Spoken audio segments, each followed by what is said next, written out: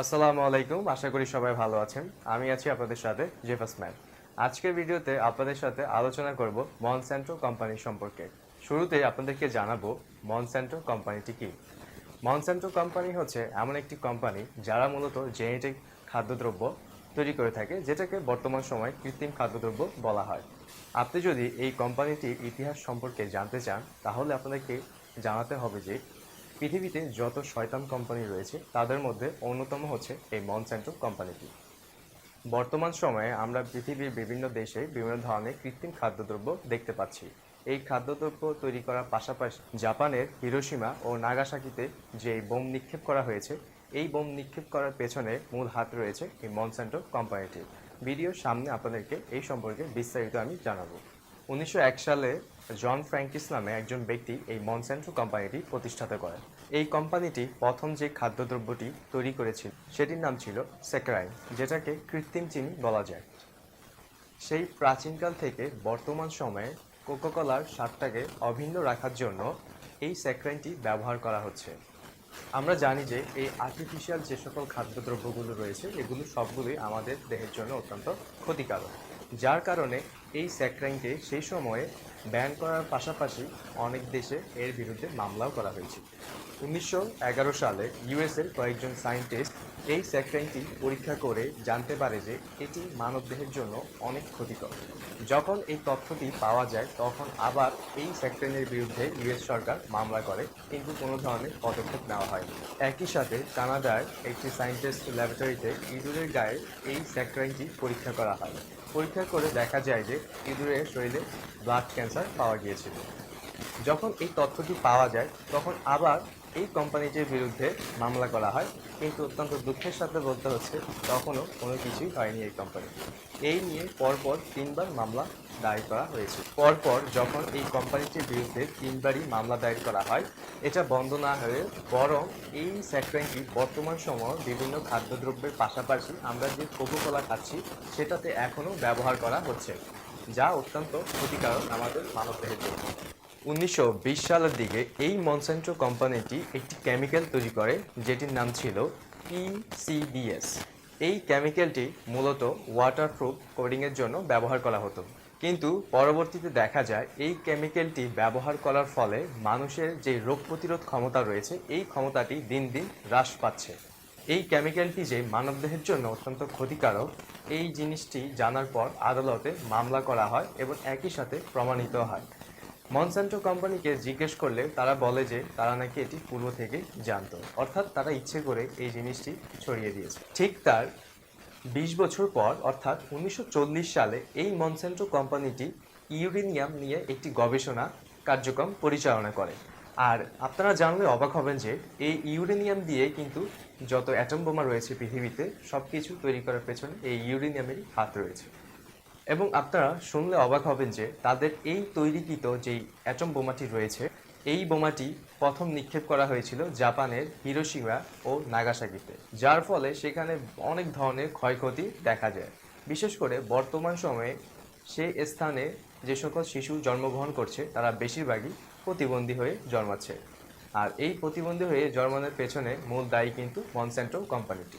একের পর এক হত্যা করে এই মনস্যান্টো কোম্পানিটি তাদের মনে শান্তি হয়নি, যার কারণে তারা আবার নতুন একটি জিনিস নিয়ে কার্যক্রম পরিচালনা করতে শুরু করে, যেটা 1960 সালের দিকে একটি কেমিক্যাল তারা তৈরি করে, যে কেমিক্যালটির নাম হচ্ছে এজেন্ট অরেঞ্জ।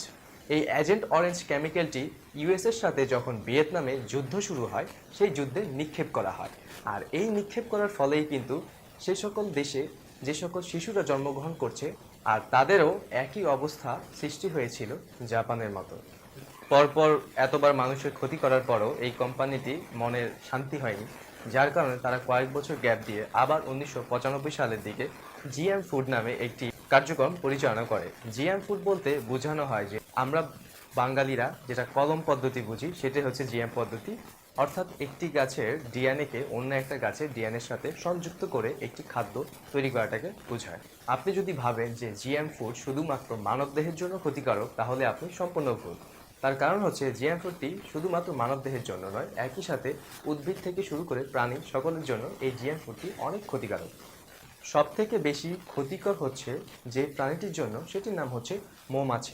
আমরা জানি যে পৃথিবীতে যত ধরনের ফসল উৎপাদন হচ্ছে, এই ফসল উৎপাদনের পেছনে মৌমাছিদের অন্যতম হাত রয়েছে। তার কারণ হচ্ছে মৌমাছির পরাগায়ন পদ্ধতির মাধ্যমে এই সকল ফসল উৎপাদন করতে সাহায্য করে। আর যেখানে মনসেন্টো কোম্পানির এই জিএম ফুডের ফলেই মৌমাছিদের অনেক ক্ষতি হচ্ছে, তার ফলে আমরা অবশ্যই বলতে পারি যে পৃথিবীতে ভবিষ্যৎ প্রজন্মে যে সকল ফসল উৎপাদন হবে সেটা সম্ভাবনা আর দেখা যাবে না।